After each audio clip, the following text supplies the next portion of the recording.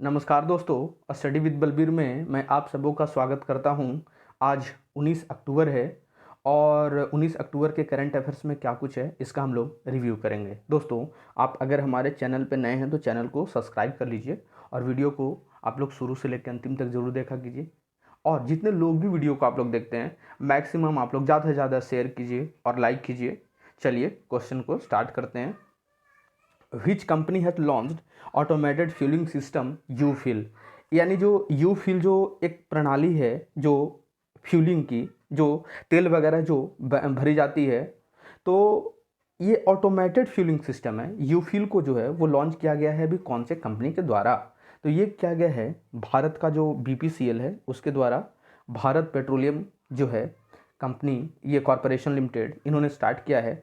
और यहाँ पे अगर बीपीसीएल की बात करेंगे तो ये एक महारत्न कंपनी है, महारत्न कंपनी है, ठीक है। और ये महाराष्ट्र बेस्ड है, महाराष्ट्र में इसकी हेड क्वार्टर है, महाराष्ट्र में हेड क्वार्टर है। इसका भी सीईओ और एमडी कौन है? अरुण कुमार सिंह जी हैं। अरुण कुमार सिंह जी इसके एमडी एंड सीईओ के रूप में काम कर रहे हैं। और मैं और भी बताता हूँ आपको कि हमारे यहाँ जो महारत्न कंपनी है ये कुल कितने थे? 10 थे, लेकिन कुछ दिन पहले एक और बढ़ाया गया है और अब टोटल 11 हमारे यहाँ महारत्न कंपनी है। तो क्वेश्चन आपसे पूछा जाए कि भारत में कुल कितने महारत्न कंपनी है, आंसर हो गया 11। और जो 11वीं थी वो थी पीएफसी, जो कि पावर फाइनेंस जो कॉरपोरेशन थी वो 11वीं थी। आपको इतनी चीज़ें ध्यान रखनी है। चलिए आगे बढ़ते हैं।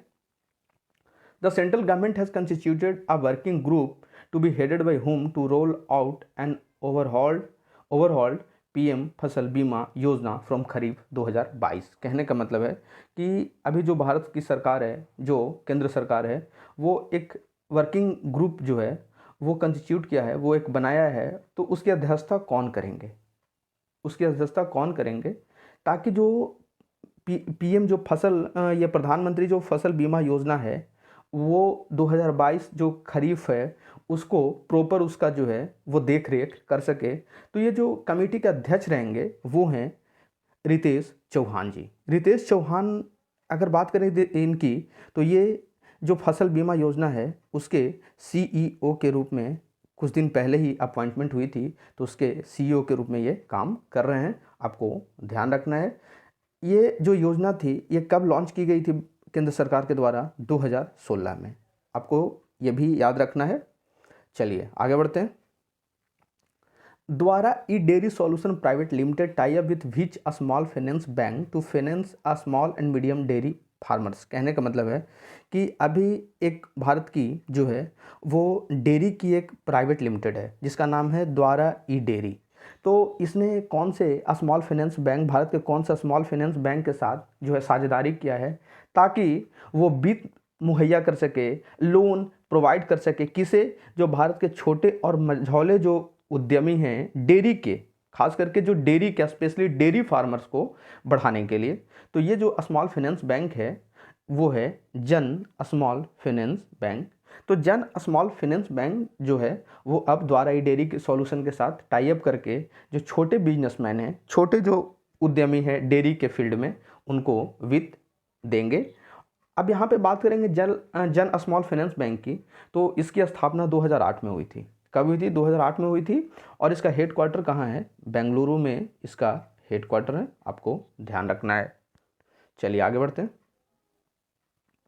According to world best employers ranking 2021 publish by Forbes, which company top this list. कहने का मतलब है कि जो अभी एम्प्लॉयर की एक लिस्ट दी गई थी, दुनिया की जितने भी एम्प्लॉयर हैं तो उनकी एक लिस्ट दी गई थी, किसके द्वारा? फोर्ब्स के द्वारा। तो कौन सा जो एम्प्लॉयर है वो सबसे टॉप पे है, आपको यही बताना है।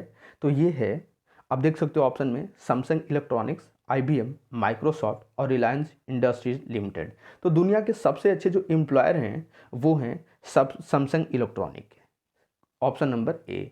अगर यहाँ पे सैमसंग इलेक्ट्रॉनिक की बात करें तो ये कहाँ की कंपनी है? साउथ कोरिया की है, साउथ कोरिया की कंपनी है ये। और सेकंड नंबर पे पूछे तो आईबीएम है, सेकंड नंबर पे आईबीएम, थर्ड नंबर पे माइक्रोसॉफ्ट। और वहीं रिलायंस इंडस्ट्री की जो स्थान है ओवरऑल वो 52वीं है, 52 नंबर की है। और भारत में ये पहले नंबर पे है। आपको ध्यान रखना है। चलिए, IBM कहाँ की कंपनी है? USA की कंपनी है। और माइक्रोसॉफ्ट भी USA की कंपनी है, अमेरिका की कंपनी है। चलिए आगे बढ़ते हैं।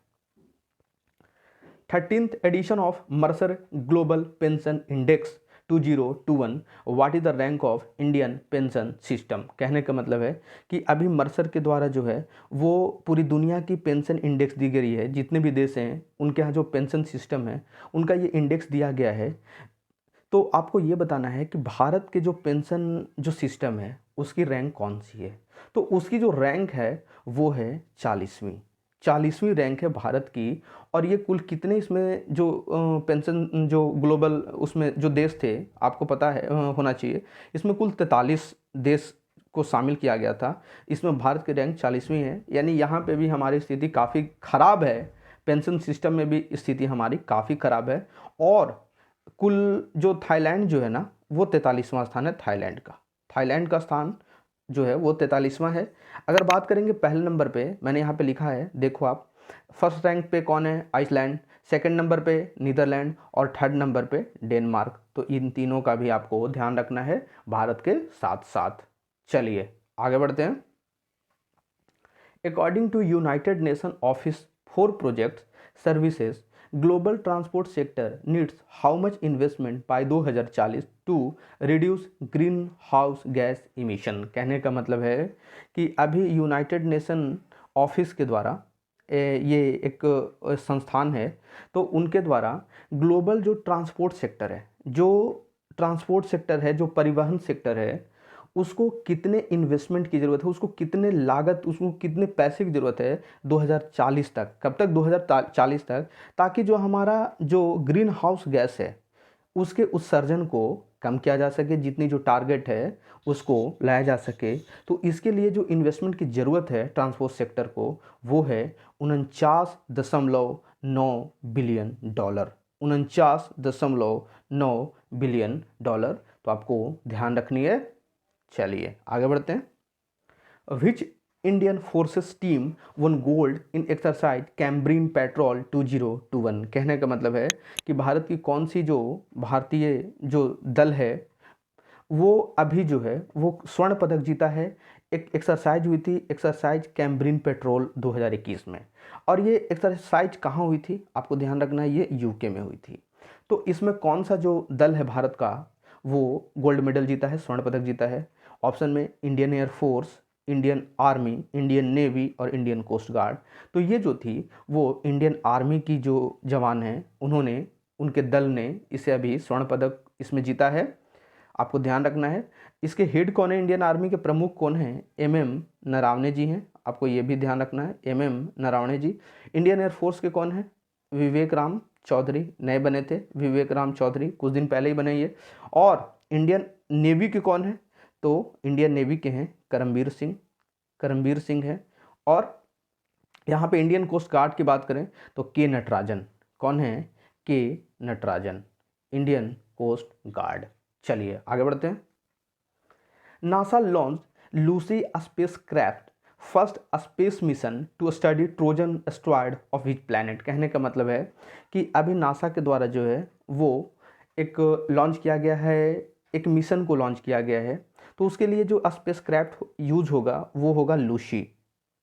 ठीक है, तो इस स्पेस मिशन के थ्रू अध्ययन किया जाएगा ट्रोजन एस्ट्रॉयड का, ट्रोजन क्षुद्र ग्रह का। तो ये जो क्षुद्र ग्रह है ये कौन से ग्रह के आसपास है, कौन से ग्रह में है? तो ये जो है वो है जुपिटर। ये जुपिटर जो है ये बृहस्पति, इसे हिंदी में बृहस्पति बोलते हैं।